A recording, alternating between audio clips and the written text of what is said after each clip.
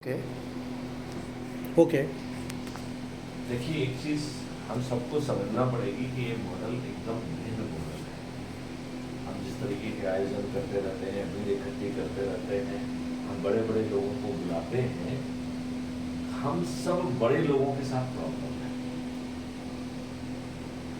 हर बड़ा व्यक्ति जो है वो इस व्यवस्था में अपनी रोटी सेक रहा है। हर बड़ा व्यक्ति, यदि मैं बड़ा हूं तो मैं रोटी सेक रहा हूं। अन्यथा आप ये बताइए, इस देश का इतिहास बदल दिया गया। यदि हम सब लोग विद्वान हैं तो हम लोग चुप क्यों थे?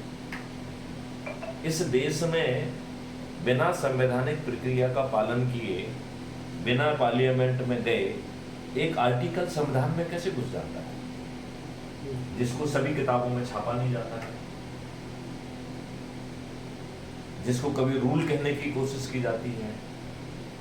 यदि जो देखा जाए तो कश्मीर में आर्टिकल 370 में क्या लिखा है कि साहब जो है इसके माध्यम से जो आर्टिकल आप जम्मू एंड कश्मीर में लागू करना चाहते हैं वो लागू हो जाएगा। इसमें कोई बहुत दिक्कत वाली बात है क्या? कोई दिक्कत वाली बात नहीं थी। तो दिक्कत कहाँ थी? आर्टिकल 35 में। आर्टिकल 35 है तो असंवैधानिक था, वो पार्लियामेंट गई ही नहीं है। यदि हम आर्टिकल को 2 मिनट के लिए आर्टिकल ना कह के इवन ऑर्डिनेंस कह लें, तो कोई भी ऑर्डिनेंस की वैलिडिटी क्या है? जब तक यदि पार्लियामेंट में नहीं जाता है, नहीं अप्रूव होता है, तो 6 महीने में वो लैप्स कर जाएगा। और ये तो आर्टिकल घुस रहा है संविधान में, बिना संविधान के संशोधन के संभव ही नहीं है। जब 2014 में PIL में इसे चैलेंज किया गया, 2014 में इसे चैलेंज किया गया है, और उसकी भाषा यही थी कि पार्लियामेंट में जब ये नहीं गया है तो संविधान में कैसे घुस गया, लिहाजा ये असंवैधानिक है। और सुप्रीम कोर्ट से अपेक्षा की गई कि आप इसे असंवैधानिक घोषित करो। मैं आपसे पूछता हूँ, एक दूध पीते बच्चे से पूछते तो इसको असंवैधानिक करने में कितनी देर लगती? आप इसको असंवैधानिक कहते कि नहीं कहते? आप कहते कि नहीं कहते? आप कहते कि नहीं कहते? आप कहते कि नहीं कहते? आप कहते कि नहीं कहते? तो क्या सुप्रीम कोर्ट के जज में एक दूध पीते बच्चे जितनी अकल नहीं है क्या? 2014 से 2019 के बीच में जिन जजेस ने इस पर निर्णय नहीं लिया है, आपको नहीं लगता है कि हमें उन्हें महाअभियोग से अभियोजित करके जुडिशरी से बाहर करना चाहिए? कैसे तो बच्चों जैसी अकल नहीं है।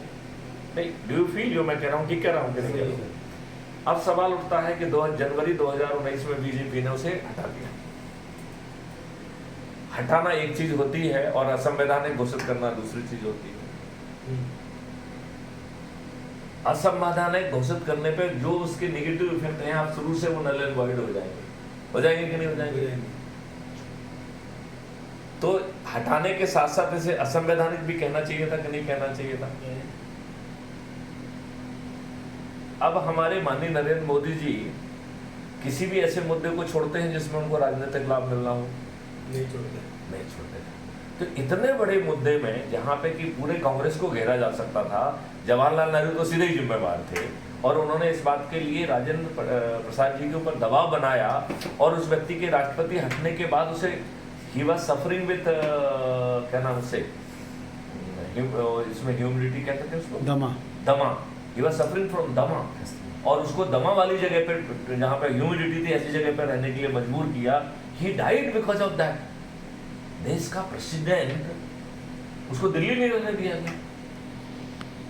नरसिम्हा राव को जो है ना, दिल्ली में अंतिम संस्कार नहीं करने दिया। ये कैसा देश है भाई? देश का प्रेसिडेंट दिल्ली में रहने की बजाय एक आश्रम में रह रहा है जहां पे की ह्यूमिडिटी है, जिसके कारण वो मर जाते हैं। Is it not it? इस देश में हो क्या रहा है?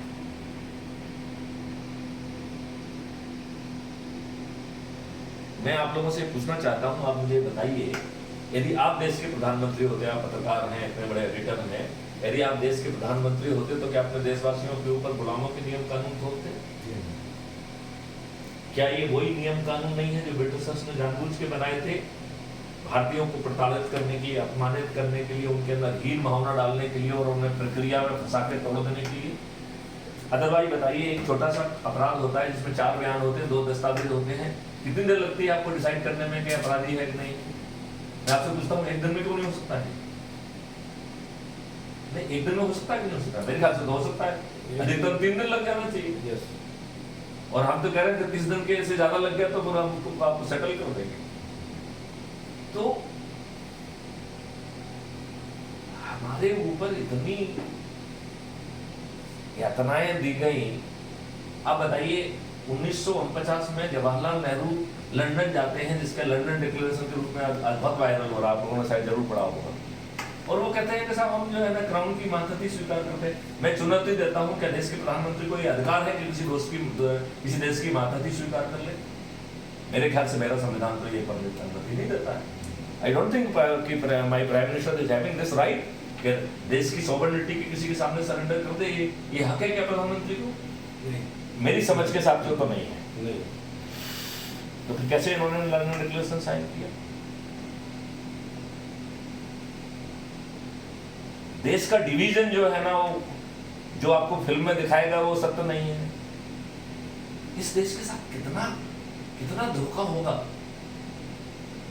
क्या हम सबको अपने आप को विद्वान कहने का हक है? मैं आपसे पूछता हूँ, आपको अपने आप को विद्वान कहने का हक है? हमारी विद्वत्ता क्या कर रही है? यदि हम सब लोग अपने पेट ही पालने के लिए जिंदा रह रहे हैं कि भाई हमारा परिवार है, मुझे पालना है, तो मेरे ख्याल से तो वो वैसे हमसे ज्यादा अच्छी है। अपने पेट पालने के लिए, चाहे वो अपने शरीर को बेच रही हो अपने बच्चों को पालने के लिए, क्योंकि उसके पास कोई विकल्प नहीं है। क्या हम उस व्याख्या से भी गए बीते लोग हैं? फिर हमें अपने आप को विद्वान कहने का क्या हक है? सत्य हम बोल नहीं पा रहे हैं, कलम में हम लिख नहीं पा रहे हैं। आप बताइए, कितने पत्रकार जो है वो सही बात लिख पा रहे हैं? On the payroll. अभी कोई बात होती है, वो कहते हैं साहब पत्रकार आते ही नहीं, कहते पैसे दो तो हम कुछ छापेंगे। नहीं, व्हाट इज दिस? तो इसलिए अफसर साहिब जी, मेरा कहना है कि बड़े विद्वानों की तो छोड़ दो। नहीं सर, बड़े विद्वान, देखो मेरी बात ध्यान से सुनो। बड़ा आयोजन मत करो। उनसे कहोगे भैया मैं अपने आपके बीच में आके अपनी बात रखना चाहता हूँ, तो जहां वो मीटिंग कर रहे हो तो पहुंच जाओ। That is the best way of doing it. जानते क्या है उसमें? आपको 5 पैसे नहीं लगेंगे, वो आपको चाय पिला देंगे, पिलाएंगे कि नहीं पिलाएंगे? जी बिल्कुल सर। आपको बोलने का मौका दे देंगे, बिल्कुल। बस योर पर्पस इज सब। क्यों? क्योंकि मैं जो ठेकेदार हूँ, मैं तो अपनी ठेकेदारी करूंगा। तो मैं सोचूंगा कि तुम्हारे उससे हमको क्या फायदा नुकसान हो रहा है। मैं आपके लिए 2 महीने इंतजार करूंगा और आपके आने से डिलीवर का काम नहीं होगा। मैं आपको लिंक भेजूंगा, उससे आप जुड़ेंगे नहीं। और यदि आप लिंक से नहीं जुड़ते तो आप हमारे किसी काम के नहीं। क्योंकि हमारा मॉडल तो ये कह रहा है कि आप जुड़िए, वो 10 लोगों को जोड़िए, और वो 10 को जोड़े, वो 10 को जोड़े, हम 9 दिन में इस देश को बदल देंगे। हम आपको जो है टेक्नोलॉजी बदल देंगे, कानून बदल देंगे, इस देश का जो है ना भविष्य बदल जाएगा। आपका शुभ नाम है? रितुल टेलर। तो रितुल टेलर जी, मैं आपसे ये कहना चाहता हूँ, आपको मालूम है कि यदि हमने मिड कोर्स करेक्शन नहीं किया तो आने वाले 5 साल में इस देश में हर 3 में से 2 व्यक्तियों को या तो कैंसर होगा या ऑटोनोमस डिसीज होगी। ये मेरा प्रेडिक्शन है, ये गलत नहीं हो सकता है। इसका केवल एक ही तरीका इस प्रेडिक्शन को बदलने का, मिड कोर्स करेक्शन। और वो मिड कोर्स, आपको ये मालूम है कि cancer is not a disease? Who agree with me? Cancer is not a disease. Autonomous disease is not a disease. Autonomous का मतलब होता है जहां एक सेल, अपनी ही बॉडी की सेल अपनी ही बॉडी को नहीं पहचान रही है, उसे मार रही है दुश्मन समझ के। अब आपके पास कोई विकल्प नहीं है, अपनी इम्यूनिटी को आप सप्रेस करो। क्यों? क्योंकि इम्यूनिटी जिंदा रहेगी तो वो बगल वाली सेल को मार दे रही है। मतलब सेल का बिहेवियर बदल जा रहा है। अरे जिस सेल में ट्रिलियंस बाइट की मेमोरी है, जितना दिमाग की मेमोरी नहीं है उससे ज्यादा मेमोरी आपकी हर सेल में है, छोटे से सेल में। It is having the more memory than your brain. Do you know this fact? आप जो अनुभव कर रहे हो, ये अनुभव is being recorded in your cell. आपकी बॉडी का हर सेल जो है 45 से 90 दिन में बदल जाता है। 90 दिन के बाद जो है ना, you are a new brand of अफसर साहब, You are a new brand of the Ritu Taylor. New brand. क्यों? क्योंकि आपकी बॉडी का हर सेल बदल गया। तो आप दिख वो ही रहे हो, लेकिन भाई साहब आपका ना तो खाल का, ना आंख का, ना कान का, ना दांत का, ना हड्डियों का एक भी सेल पुराना नहीं है, तो आप न्यू वर्जन ऑफ कहलाओगे कि नहीं कहलाओगे? जिस सेल में इतना पावर है, आपने उस सेल के साथ ऐसा क्या कर दिया है कि वो बेनाइन से मिलाइन हो गई है, वो अपने ही सेल को। जी पांडे जी, जी बाबा जी नमस्कार, जय गुरुदेव जय गुरुदेव। जो नरेंद्र जी जो है ना वो मेरी रिकॉर्डिंग कर रहे हैं, तो उन्होंने फोन मुझे पकड़ा दिया, तो चलो मैंने कहा, मुझे लालच हुआ कि मैंने कहा बाबा साहब के जो है ना आवाज में ही सुन लूं। जी जी जी, तो चलिए अभी जो है मीटिंग हम ले रहे हैं, फिर हम लोग हाजिर होते हैं आपके पास। ठीक है, ठीक है, जय हिंद जय भारत। 10-15 मिनट में खत्म हो उसी हिसाब से। तो अफसर साहिब जी, मैं आपको करेक्ट करना चाहूंगा, तो मैं नहीं कहना चाहा विद्वानों के चक्कर में मत। नहीं विद्वान नहीं सर, देखो मेरी बात ध्यान से सुनो। Yes sir. हम कोशिश करें, जैसे मान लो इनका एक ग्रुप है, तो उनसे कहें कि भाई देखो हम आपके पास आना चाहते हैं, would you give me the 10 minute opportunity? तो आप इनका जो फंक्शन होगा उसमें पहुंच जाओगे, तो सभी लोगों के सामने बात रख पाओगे। और उसका बेस्ट तरीका ये है कि क्राइम फ्री भारत में 3500 के लगभग वीडियोज हैं, जो बता रहे हैं आपको इनकम टैक्स नहीं देना पड़ेगा, जो बता रहा है कि आपके रासायनिक विष खत्म हो जाएगा, जो बता रहा है कि आपके किसान की आमदनी 5 गुना और मजदूरों की आमदनी 10 गुना बढ़ जाएगी, भारत में किसी की चेक बाउंस नहीं होगी, भारत में कोई दिवालिया नहीं होगा, भारत से गुलामों के नियम कानून, और क्या चाहते हैं आप? और वो भी आपको 5 पैसे खर्च नहीं करना है, आपको किसी के सामने हाथ नहीं फैलाना है, आपको किसी से हमें वोट दे दो ये नहीं कहना है। और सभी राजनीतिक पार्टी के सभी राजनेता हार जाएंगे, और इतने हार जाएंगे कि मतदान के पहले वो अपनी हार स्वीकार कर लेंगे। ये हुआ ना एक बहुत आश्चर्यजनक मॉडल। आपके जेब के 5 पैसे नहीं लग रहे, आप किसी के सामने हाथ नहीं फैला रहे, आप किसी से वोट नहीं मांग रहे हैं, और सभी राजनीतिक पार्टियों के सभी राजनेता मतदान के पहले अपनी हार स्वीकार करने के लिए विवश हो जाएंगे। इतने चमत्कारी मैडम से नहीं जुड़ना चाहोगे? और मैं आपसे पूछना चाहता हूँ कि यदि आप नहीं जुड़ना चाहते हैं तो आप कैसे व्यक्ति हैं? आप अपने खुद के लिए, अपने फ्यूचर जनरेशन के लिए अक्सर भारत चाहते हैं, नहीं चाहते हैं? और मैं आपसे पूछता हूँ कि आपको क्यों नहीं चाहिए? चलो आपको अपना जो कराना वो कराइए, खूब जूते लाते खाइए, आपके बच्चे सुखी रहें, ये तो आपका होना चाहिए कि नहीं होना चाहिए? नहीं, यू एग्री विथ मी? अपने बच्चे के लिए तो आदमी सोचेगा ना। चलो मैं मेरी फ्यूचर के लिए नहीं सोचूं, लेकिन पीछे की पीढ़ी के लिए तो सोचना। ये बताओ ना, ये तो झूठ के ऊपर झूठ बोल रहे हैं। आप बताइए, आरटीआई में पूछा गया कि पीएम केयर फंड में कितना पैसा आया है, कितना वायरल हुआ वो बात। इन्होंने बेशर्मी से कह दिया कि साहब जो है PM care fund is a private fund. अरे भाई साहब, पीएम साहब जो है ना उसके अध्यक्ष हैं, प्राइवेट फंड कैसे हो सकता है? हम सबकी सैलरी से पैसा कट के उसमें गया है, प्राइवेट फंड कैसे हो सकता है? और यदि है भी और आपका नाम जुड़ा है तो पब्लिक हित में बता दो भाई साहब कितना पैसा आया। यदि आपने दुरुपयोग नहीं किया है तो आपको बताने में क्या दिक्कत है? अब कितनी मोटी खाल करोगे यार? 2004 के बाद किसी भी जो है ना अधिकारी को, किसी भी ब्यूरोक्रेट को, किसी भी कर्मचारी को पेंशन नहीं मिलना है। अरे आप एक दिन की शपथ ले लेते हो तो आपको पेंशन मिल रही है, एक दिन की। यदि आज आप शपथ ले लें और कल हाउस डिसॉल्व हो जाए, आपको पेंशन पक्का है, मालूम है आपको ये? और आप जो है ना जितनी बार शपथ ली हो हर बार की पेंशन मिल रही है। इस देश के साथ कितनी निर्लज्जता करोगे आप? आपके पास हक है तो जो ना कोई चीज अपोज नहीं करता है। आपके पर्स जो है ना आइडेंटिफाई कर लीजिए, आप पर्स को जो है ना आप पैसे मिल रहे हैं आपको, आप उनको तो यूज ही नहीं कर रहे हो, आपके जेब में सीधे इनकम कर रहे हो। ये कैसा देश है? आप ये बताइए, जिस देश में चपरासी बनने के लिए सचरित होना चाहिए, साक्षर होना चाहिए, वहां हमारे भाग्य विधाता, कानून के निर्माता अनपढ़, गंवार, बाहुबली और अपराधी क्यों? और आप उन्हीं को टिकट दे रहे हो। और आप तब उनको टिकट दे रहे हो जब सुप्रीम कोर्ट ने 3-4 बार कहा है कि भाई साहब अपने जो पीपल्स रिप्रेजेंटेटिव एक्ट को अमेंड कर लो और उसमें जो है ना इनएलिजिबल कर लो।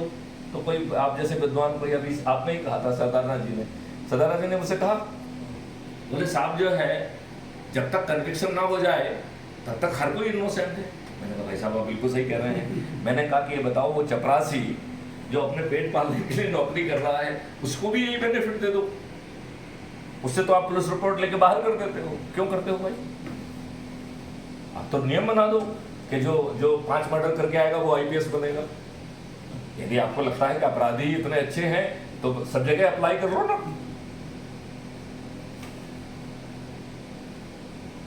नहीं, ये हम कितने निर्लज्ज होंगे, कितनी मोटी खाल के होंगे, कितने, मैं कह रहा हूं, क्या जो पीपल्स रिप्रेजेंटेटिव है, आर दे पीपल्स रिप्रेजेंटेटिव? मैं आपसे क्वेश्चन पूछ रहा हूं, are they or not. Social media में मैनिपुलेट कर रहे हो, पेपर में म्यूट कर रहे हो, टीवी में मैनिपुलेट कर रहे हो, फर्जी होर्डिंग लगा रहे हो, आप जो है ना आम सभाओं में जो भीड़ इकट्ठी कर रहे हो, पैसे देके इकट्ठी कर रहे हो, फ्री भी बांट रहे, दारू बांट रहे, साड़ी बांट रहे। अभी कर्नाटक चुनाव में पैसे बांटने का जो है ना वायरल हुआ है, हमने क्राइम फ्री भारत पे अपलोड किया है। क्या हो रहा है? वो सीधे सीधे पैसे बांट रहा है, और उसमें एक केस में तो जो है ना वो वहां से खड़ा रख के रखा है कि तुमने फॉर्मेलिटी कंप्लीट कर दी है, वो दबा ईवीएम मशीन का बटन दबा रहा है। देखा आपने? जी, हमने क्राइम फ्री भारत पे लोड किया है। क्राइम फ्री भारत में क्या हो रहा है इस देश के साथ? Are you representative?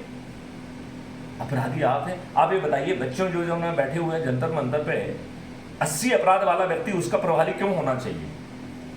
पहले ही बताओ क्यों होना चाहिए?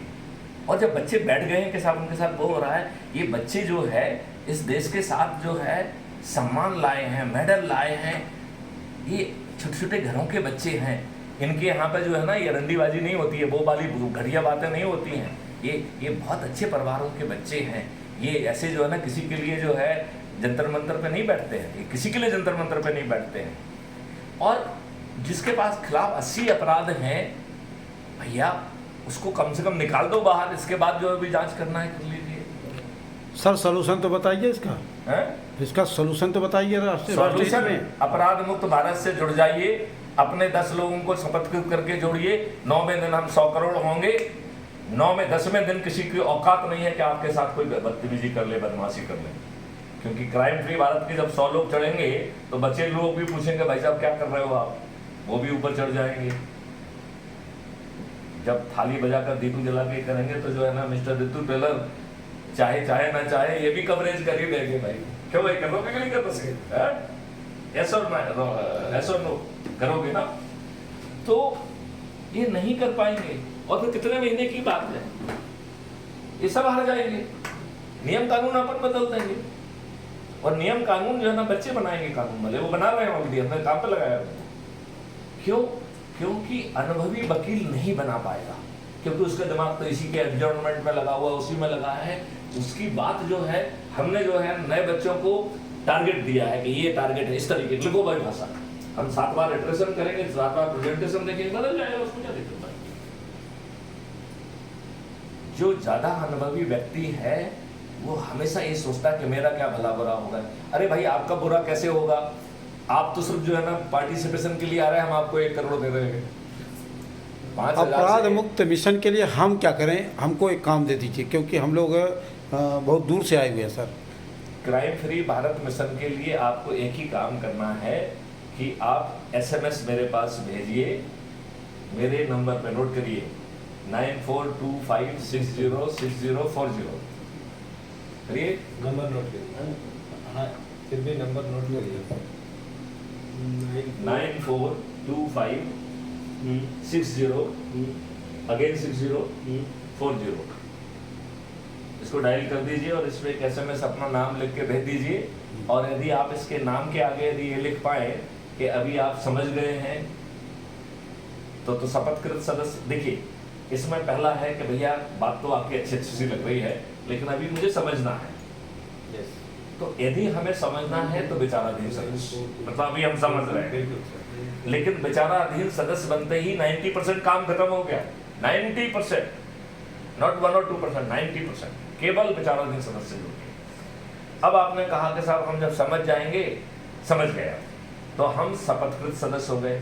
शपथकृत सदस्य कौन सा है? वो कह रहा है कि देखो भाई साहब बात तो हमें आपकी अच्छी लग रही है, लेकिन मैं पर्दे के पीछे रहूंगा। क्यों? क्योंकि मेरी सोच, मेरी परिस्थिति, मेरे पारिवारिक दायित्व मुझे परमिशन नहीं दे रहे हैं कि मैं पर्दे के आगे आके खेलूं। तो लिहाजा मैं पर्दे के पीछे अपनी शपथ को पूरा करूंगा। शपथ बड़ी छोटी सी है कि 1-2 दिन में हम अपने घर और परिवार वालों को जोड़ के 10 लोगों को जोड़ूंगा, लेकिन इस संकल्प के साथ जोड़ूंगा कि वो भी 10-10 को जोड़ेंगे। ठीक है ना? फिर धीरे 1-2 जोड़ते हुए हमारा संकल्प है कि हम 90 लोगों को जोड़ेंगे। जोड़ ली तो अच्छी बात है, अदरवाइज संकल्प 90 दिन का है, ठीक है ना, 90 लोगों को जोड़ने का है। दूसरा संकल्प ये है कि भाई चारों तरफ नकारात्मकता है, किसी से कोई बात करो तो वो 25 नेगेटिव चीजें कह देता है। अरे यार ऐसा तो होगा नहीं, ऐसा होता है क्या, वैसा होता है, ये होता है, वो होता है। चारों तरफ जो है ना लूट मची है, बदमाशी मची हुई है, आदमी डिप्रेशन में है। तो क्राइम फ्री भारत कहता है कि हम जो है crime free Bharat YouTube channel को सब्सक्राइब करेंगे और दिन में एक वीडियो देखेंगे, जिससे हमारे खुद का एनर्जी लेवल ऊपर चला जाए, हमारी निराशा और डिप्रेशन खत्म हो जाए और हमारा कमिटमेंट और डेडिकेशन बढ़ जाए। तो इट इज जस्ट आपकी इंटरनल एनर्जी देने के लिए है, राइट, आपके लाभ के लिए है, इसमें हमारा कोई लाभ नहीं है। तीसरा है कि हम तो पर्दे के पीछे शपथग्रस्त सदस्य हैं, लेकिन जो चंद्रगुप्त हैं, चंद्रगुप्त कौन है, जो अधिक से अधिक लोगों को जोड़कर मेरिट लिस्ट में आएंगे। अब जैसे महाराष्ट्र में 288 मेंबर्स हैं, तो महाराष्ट्र की जब मेरिट लिस्ट बनेगी तो उसमें 288 लोग होंगे जिन्होंने सबसे अधिक लोगों को जोड़ा होगा। जिस दिन नोटिफिकेशन होगा उस दिन एक प्रोविजनल लिस्ट जारी की जाएगी। आपके पास जो है ना व्यक्ति पहुंचेगा, कहेगा भाई साहब देखो ये जो है सर्टिफिकेट है और ये टिकट है, तो टिकट भी आपके घर पे पहुंच गया, आपको किसी के सामने हाथ फैलाना पड़ा क्या? हाँ? आपने केवल एक काम, क्या काम किया? अपने लिए वोट मांगा क्या? अपने लिए बात की क्या? आपने कहा भैया क्राइम फ्री भारत मिशन से जुड़ जाओ, आपकी जिंदगी सुधर जाएगी, 21 लक्ष्य मिल जाएंगे, यही कहा ना आपने? आपने अपने लिए 5 पैसे मांगे क्या? नहीं मांगे। अब इसको प्रोविजनल क्यों किया है? जिससे हम नोटिफिकेशन से लेके वोटिंग तक सोए ना, क्योंकि उस दौरान हमें और मेहनत करके लोगों को जोड़ना है। जब इस दौरान आप मेहनत करके जोड़ेंगे, आप खुद चंद्रगुप्त हैं, खुद लड़ रहे हैं, लेकिन आप कह रहे हैं क्या क्या मुझे वोट दो? नहीं, मैं आपसे पूछ रहा हूँ, कह रहे हैं क्या आप? क्या कह रहे हैं? उस दौरान भी आप संगोष्ठी कर रहे हैं, क्या कह रहे हैं कि भाई साहब क्राइम फ्री भारत मिशन से जुड़ जाओ। और क्राइम फ्री भारत मिशन की सदस्य शपथ क्या कह रही है कि मैं छत पे चढ़ूंगा, थाली बजाऊंगा, दीपक जलाऊंगा और अपने चंद्रगुप्त के नाम को जो ना बटन दबाऊंगा और पेपर ट्रेल को भी देखूंगा, राइट? तो आप जो है 500 को जोड़ेंगे, आप 1000 को जोड़ेंगे, सब लोगों के क्यूमुलेटिव इफेक्ट से आप जीतने वाले हैं 3 लाख से और 5 लाख से। तो आपने क्राइम फ्री भारत मिशन को जिताया या क्राइम फ्री भारत मिशन ने आपको जिताया? मैं आपसे पूछ रहा हूँ, आप जवाब दो। आपको जिताया और आप नंबर 1 हो गए तो मुख्यमंत्री बना रहा है। बताइए कौन सा मॉडल आपको मुख्यमंत्री बनाएगा? यदि दूसरे और तीसरे स्थान पे आ गए तो उप मुख्यमंत्री बन गए, यदि 30 में आ गए तो मंत्री बन गए और 288 में आ गए तो विधायक बन गए। घर बैठे आपने 5 पैसे खर्च किए क्या? चूंकि आपको जीतना पक्का है तो आपका जो सिक्योरिटी मनी है वो भी आपको वापस मिलना है, तो आपके तो 5 पैसे खर्च नहीं हो रहे ना। जो आपने सिक्योरिटी मनी यदि आपके पास ना भी हो तो किसी से मांग के जमा कर दो, क्योंकि उसके बाद आपको वापस मिलने वाली है तो उसे वापस कर देना। आपकी सिक्योरिटी मनी जब्त होगी क्या? नहीं। बाकी सब लोग के हो जाना है। तो आपने 5 पैसे खर्च किए क्या? नहीं। इतना प्यारा मॉडल, इतना प्यारा मॉडल चाहिए कि नहीं चाहिए? बिल्कुल सर चाहिए। इसलिए जो है मैं आपसे कह रहा हूँ 25,000 खर्च करने के बावजूद भी ये लोग जो आपके यहाँ चाय पी के जाएंगे वो आपके कोई काम नहीं आने वाले। यदि वो आपको इनवाइट करके अपने फंक्शन में बुलाते हैं और वहाँ पे जो है ना 100 लोग 200 लोग जो भी उनसे जुड़े हुए हैं वो यदि वहाँ पे जुड़े हैं, उनको समझ में आएगा। उन्हें अपने बच्चों के लिए अच्छा भारत चाहिए कि नहीं चाहिए, ये बात कहिए ना उनसे। देखो हम इतनी सारी बातें कह रहे हैं कि हाँ भाई हम सब जगह जो है टूर पे निकलने वाले हैं, लेकिन हमारा मॉडल ये नहीं कह रहा है, ये हमारी एक्स्ट्रा कल्चरल एक्टिविटी है। अभी हम जो है राजस्थान का टूर लेंगे, मध्य प्रदेश का टूर लेंगे, छत्तीसगढ़ का लेंगे, महाराष्ट्र का लेंगे, इन 4 राज्यों का लेने का अभी इसी वर्ष में लेंगे। लेकिन हमारे मॉडल की स्ट्रेंथ ये नहीं कह रही है, हमारे मॉडल की स्ट्रेंथ कह रही है कि आप जो ना 10 को जोड़ लिया और जिन 10 को जोड़ा है उसने 10 को जोड़ा कि नहीं जोड़ा है, वो 10 को जोड़ रहा है, केवल 10 को जोड़ लीजिए, 99% काम खत्म हो गया। और हम आपको जो है ना 10वें दिन रिलीफ दे देंगे। 10वें दिन किसी को औकात नहीं है कि आपके विरुद्ध कुछ कर दे। और क्राइम फ्री भारत का जो मॉडल हम बार बार समझा रहे हैं, सरकारें गिर जाएंगी यदि आपके कानून का पालन नहीं करें, सरकारें गिर जाएंगी। मैसेज ग्रुप ने वो मॉडल कितनी बार समझाया है? बिल्कुल आपने बताया। सरकार गिर जाएगी आर्टिकल 356 में। आप कमजोर इसलिए हैं कि आप यदि विक्टिम जा रहे हैं। हमारे मॉडल में तो विक्टिम को जाना ही नहीं है, हमारे मॉडल में तो हम जाएंगे विक्टिम के लिए। मुझे कौन भगाएगा? सस्पेंड हो जाएगा, मर जाएगा। सिस्टम में वो ताकत है, वो ताकत है उस सिस्टम में। तो हम ये बात कन्विंस नहीं कर पा रहे हैं। क्या प्रॉब्लम है? आप क्वेश्चन पूछिए मुझसे। आप लोगों ने क्या 10-10 लोगों को जोड़ा क्या? क्या जिनको जोड़ा उन्होंने 10-10 को जोड़ा क्या? आप नए व्यक्तियों को जोड़ने के बजाय जिनको जोड़ चुके हो उन्हीं से हाथ पर जोड़ो भैया कि भैया जोड़ लो 10-10 को। दरअसल क्या होता है सर, मैं आपको बताता हूँ कि जितने भी लोग आज ये मुंबई आज पूर्व डीजीपी श्री मैथिली शरण गुप्त जी बॉम्बे के सरजमी पे आए और कल से ज़बरदस्त तरीके से इनका अपराध मुक्त भारत मिशन को लेकर के अच्छे अच्छे लोगों से मीटिंगें हुई हैं और आज शाम का समय है और आप महानुभावों से अपराध मुक्त भारत मिशन पे चर्चा हुई और मेरे ख्याल से आप लोगों ने समझ लिया अपराध मुक्त भारत मिशन के। यस, जोर से बोलिए। समझ में आ गया? ये समझ में बिल्कुल आ जाता है, इसलिए कि इनकी भाषा बहुत सरल है और बहुत इजी वे में। भारत बदल जाएगा क्या इससे? भारत बदलेगा इससे? बिल्कुल, बिल्कुल, पक्का? बिल्कुल। आप लोग बदलने के लिए तैयार हैं? तैयार हो तैयार। तो बहुत बहुत धन्यवाद और इस शख्सियत को मैं नमन करता हूं कि पूरे देश में एक ज़बरदस्त अभियान और निश्चित तौर से मीडिया के लोग भी नोटिस में ले रहे हैं, एलआईयू के लोग नोटिस में ले रहे हैं, सीबीआई के लोग नोटिस में ले रहे हैं, सरकारें भी नोटिस में ले रही है और ये बहुत जल्द ही छत्तीसगढ़, राजस्थान और मध्य प्रदेश में जो चुनाव होने जा रहा है उसमें अपराध मुक्त भारत मिशन इन पेशेवर राजनीतिकों को एक तरफ से सफा करेगी और पूरे देश को एक आईना दिखाएंगे 2024 में। Thank you. मुंबई से मैं नरेंद्र सिंह।